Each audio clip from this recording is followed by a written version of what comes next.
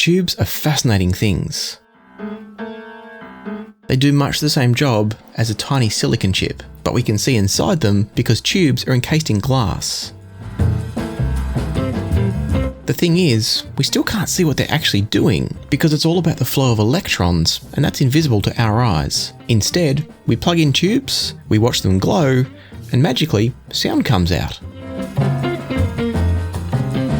What makes this process even more mystical is that different tubes sound different, even though they can look essentially the same from the outside. And I'm not just talking about different tube models, like comparing a 6SN7 to a KT88. No, I'm talking about comparing one KT88 or one 12AU7 against another of exactly the same designation. Now, some of you may know that here in Australia, I'm the local retailer for the RayTubes brand, but I'm also an audio reviewer and music lover first and foremost, and so when Psvane offered to send me a bunch of their new Horizon range of tubes, that's an affordable range they've produced, I jumped at the chance to see how they compared to the tubes that I sell, and also to see if they're a good tube for me to recommend to you. Let me begin by introducing some of the Psvane tubes that I've tried and remind you that these are all only from their Horizon range. Psvane have different tiers of quality. This is all from the Horizon tier. The 6L6 tubes they sent out cost about $89 for a matched pair, and that's about $20 more than an equivalent pair of tubes from JJ. Likewise for the Horizon EL34 tubes. They're about $89, and that's about $20 more than the equivalent from JJ. The Horizon KT88s that I was waving around before cost about $146 for a pair, and that's about the same as an equivalent set from Electro Harmonix. And then finally, both the Horizon 12AU7 and 12AT7 come in at about $55 again for a matched pair. And that pricing is very similar to the equivalent from JJ tubes, with about a $5 to $10 difference in favour of the JJs being just a tiny bit cheaper. And so these are all affordable new production tubes. So the big question is, do they sound any good?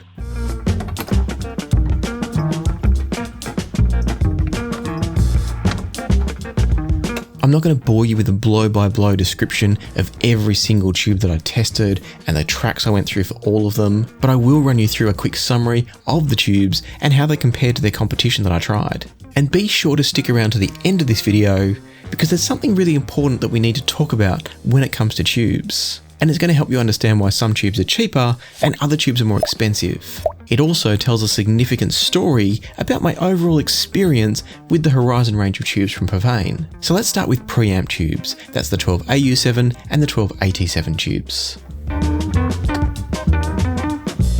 I tested the 12AU7s in my modified Elekit TU8200R amplifier, and immediately the Psvane tubes were more enjoyable to me than the relatively equivalent JJ tubes.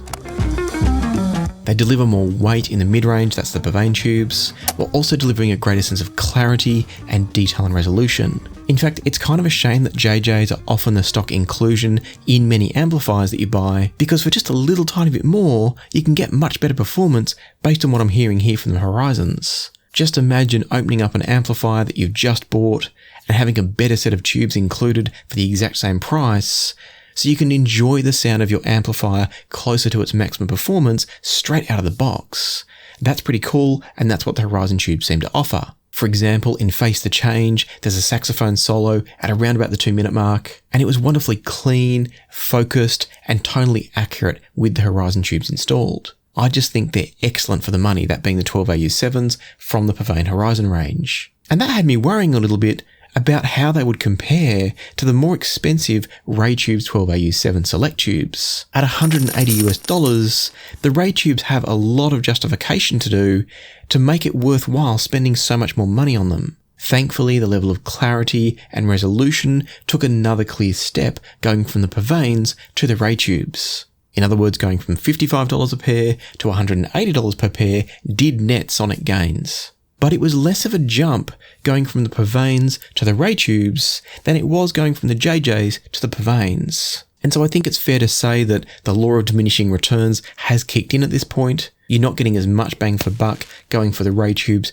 compared to just upgrading to the Psvanes, but if you want better sound, you should go for the Ray tubes over the Psvanes. If I had to put a number to it, which I never really like doing, I'd say that the Ray tubes were giving me about a 10% increase in performance over what I could get out of the Psvane tubes. That was not only in the sense of clarity, but also things like imaging and separation of sounds was clearer and more defined. And I feel like the soundstage got a little bit larger too, but that was less easy to define and quantify because of the time in between switching tubes. And so in my opinion and in my system, I would want the Ray tubes, but I'll have to leave it up to you to decide whether it's worth spending the extra money on them. Moving over then to testing the 12AT7s in the linear tube audio Velo amplifier, showed similar improvements moving again from JJ's tubes up to the Psvane tubes. But on this occasion, I felt like the difference was less distinct.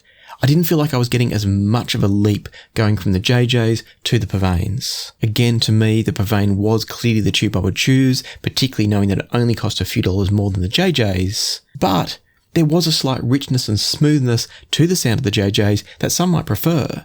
I personally liked the improved clarity and detail from the Psvanes, but it was a very, very minor shift on the 12AT7s. Curiously, when I then moved from the Psvanes to the 12AT7 select tubes from Ray tubes, now the difference was much more significant. And so on the 12AU7s, the jump from the JJ to the Psvane was quite large.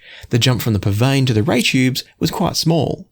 With the 12AT7s, the jump from the JJ to the Psvanes was almost non-existent, and the jump from the Psvanes to the Ray tubes was now huge. And so this time around, the Ray tubes had a clear and easy margin of victory. It was obvious why you would spend extra on the Ray select tubes compared to the Psvane Horizon tubes for a 12AT7. And this all leads to the big point I want to make about tubes when we get to the end of the video. There's an explanation as to why there's so much variation, and I don't believe that it's down to the fact that one test was 12AU7s while the other was 12AT7s. I think it's a bigger issue than that, and I will get to it soon. Now, if you specifically want to know the differences between the Psvane tubes and the Ray Select tubes, I felt like tonally they were actually very similar. And so what you got when you went up to the Ray Select tubes was a much greater sense of detail, clarity, and resolution. You weren't changing tonality so much, that was more between the JJ and the Psvane tubes. From the Psvane to the Ray Select, it was all about technical performance, and the Ray Select ran away with it for me. And so let's park that there, keep that in mind, and move to the power tubes, the larger tubes in your amplifiers. And so that means we're talking about the 6L6, the EL34, and the KT88. They're not the only tubes that Psvane offer, they're just the ones that I could test. I went back to the TU8200R to test the 6L6s, and the Psvane Horizon tubes offered a better sense of clarity and a wider soundstage than the JJs. One area that I specifically noticed all this was in the sound, the texture, and the clarity of the rhythm guitars and the shakers at the beginning of Hot Stuff. I also felt like Mick Jagger's vocals became better focused from the Psvane tubes, but they were also a little bit leaner sounding than the JJs once again. As I thought more about the bass from the tubes, I think the bass was largely unaffected by the tube swap. In other words, the JJs and the Psvanes delivered about the same amount of bass. However, with the Psvanes having a greater sense of texture and clarity in the upper mid-range, it tended to draw your attention more to that, and it might make some people feel like the Psvanes have a slightly leaner sound.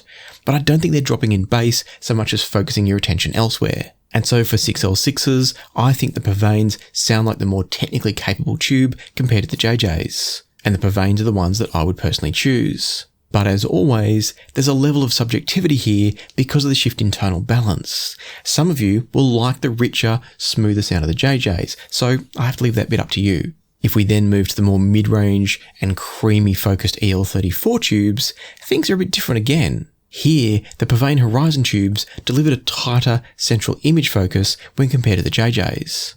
But I also felt like the Psvanes were a touch more mellow and thicker through the upper mid-range.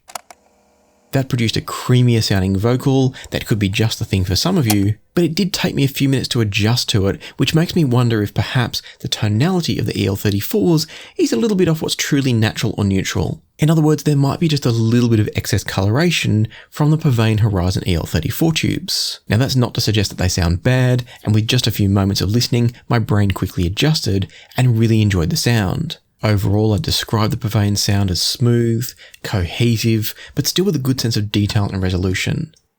Moving then to compare the Horizon EL34s to the Ray Select EL34s, and both of these tubes once again had a lot in common. There's quite a similar sound between the two, but one area where I quickly started to see differences was in the separation of sounds. On the Ray Select tubes, each sound had its own distinct space in the soundstage, more so than with the cheaper Horizon tubes. The other thing that I noticed was different was the Psvane still had that slightly unnatural tonality in the upper mid-range. It was that little bit thicker, that little bit richer or overly creamy. The EL34s still lent in that general direction, but it didn't take me long to adjust to them each time. It seems like they started closer to natural or neutral than the Psvane tubes. And so whether or not the extra $60 a pair is worth it for the Ray Select tubes to get that better sense of separation and what I think is a more natural starting tonality that you don't have to spend as long adjusting to, that's again going to be up to you. But also again, I feel like the Psvane Horizon tubes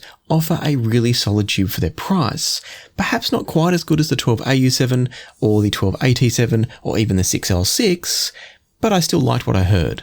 And now as we transition to the final tubes in this video, I have a little public service announcement for you that I probably don't need to say, but I will. Folks, don't do what I did when testing these tubes, and switch them when they're still hot. Of course, I switched off the amp and I did give it a few moments to cool down a bit, but in my hurry to compare tubes, I pulled out the EL34s from Psvane while they were still pretty toasty.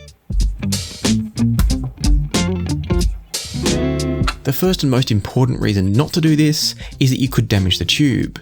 Moving the tubes around while they're still hot can actually damage any of the delicate internal metal components because the metals while they're hot are more prone to damage. The second reason is that touching the gold screen printing on these tubes while they're hot can easily smudge it, and that could leave your tubes looking a bit shabby. So when it comes to handling tubes, don't be a Lachlan. One other thing while we're talking about the printing on tubes is that I did also notice that the print on some of the Psvane tubes was a little bit crooked. That's not the sort of thing that tends to worry me, but if it's the sort of thing that would bug you to look over and see the print on your tubes a little bit off center, a little bit crooked, then do be aware that it seems like slightly crooked or slightly angled printing on the Psvane Horizon tubes is fairly common. There's at least 3 or 4 tubes in this batch that had that issue.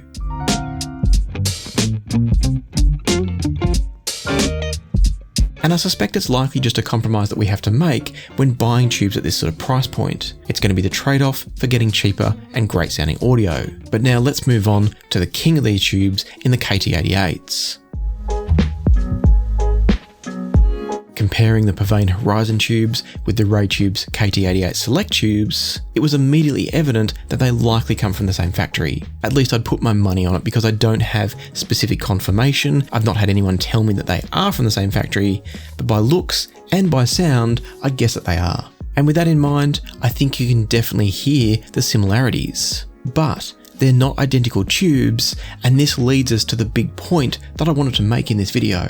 Sometimes, when you're paying for tubes that come from the same factory, and maybe even the same exact production line, you might be paying for the tolerances and the range of product variants if you're buying a more premium version of the tubes. I suspect that's the case here, but once again I have no proof or confirmation.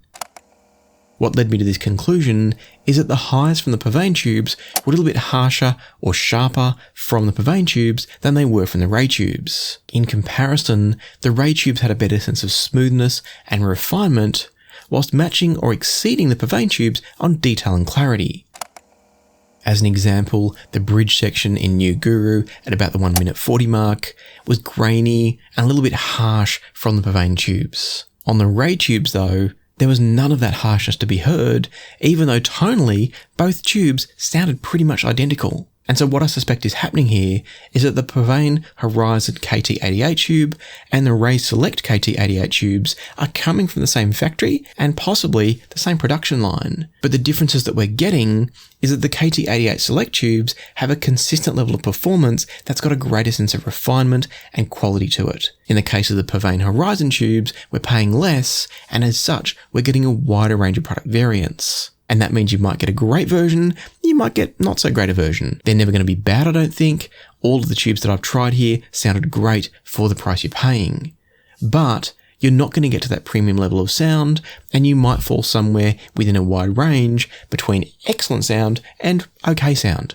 And so what I'm saying here is that if you spend the extra to buy something like the Ray Select tubes, it seems that what you're getting is the premium tubes out of that particular batch. When you buy other tubes, like say the Psvane Horizon tubes, where you're paying less, you're getting everything else that was left over from that batch. After all, there's significant cost involved in the time required for someone to sit down with a batch of thousands of tubes and find the top 4 or 5% of those tubes, according to things like microscopic inspections, listening to them, and also doing all the electrical measurements too. And so what that means for us, looking back now and focusing on the Psvane tubes, is that if you're buying the Psvane Horizon tubes, my experiences here would say that you're getting an excellent, quality, affordable new production tube. But you also seem to be getting tubes that might have a fairly wide range of variance in their performance. And that's comparative to more expensive tubes like the Ray Select tubes. Now, by the way, based on what I've seen here, I don't believe that all Ray Select tubes